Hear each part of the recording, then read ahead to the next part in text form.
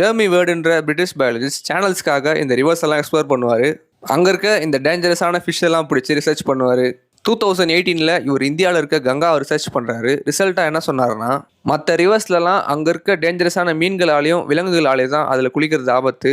ஆனால் கங்கா ரிவரில் தண்ணியிலேயே அவ்வளோ ஆபத்து இருக்குது. அந்த அளவுக்கு தண்ணி கண்டாமினேட் ஆகிருக்கு, இன்ஃபெக்ஷன் வரும்னு சொல்லியிருக்காரு. கான்பூரில் இருக்க கங்கா ரிவரில் இவர் வாட்டர் கண்டாமினேஷன் டெஸ்ட் பண்ணியிருக்காரு. நார்மலாக 100 ml வாட்டரில் 0 ஃபீக்கல் காலிஃபார்ம் பாக்டீரியா இருந்தால் தான் அதை குடிக்க முடியும். அதே தண்ணியில் 500க்கும் கம்மியான ஃபீக்கல் காலிஃபார்ம் பாக்டீரியா இருந்தால் தான் அந்த தண்ணியில் குளிக்கிறதுக்கே சேஃபு. ஆனால் இவர் டெஸ்ட் பண்ண அந்த கான்பூருடைய கங்கா ரிவரில் 80 to 1000 ஃபீக்கல் காலிஃபார்ம் பாக்டீரியா இருந்திருக்கு. சேஃப் லெவலை விட கிட்டத்தட்ட 167 டைம்ஸ் அதிகமான பாக்டீரியா அந்த தண்ணியில் இருந்திருக்கு. இது ஹியூமன்ஸுக்கு மட்டும் இல்லை, அந்த தண்ணியில் வாழ்கிற மீன்களுக்குமே இது ரொம்பவே ஆபத்தானது. கான்பூரில் இருக்க லெதர் ஃபேக்ட்ரிஸும் இண்டஸ்ட்ரீஸும் அதோடைய வேஸ்ட்டை டேரெக்டாக கங்காவில் கலக்கிறதுனால தான் இந்த இடத்துல அதிகமான அளவுக்கு வாட்டர் பொல்யூட் ஆயிருக்கு.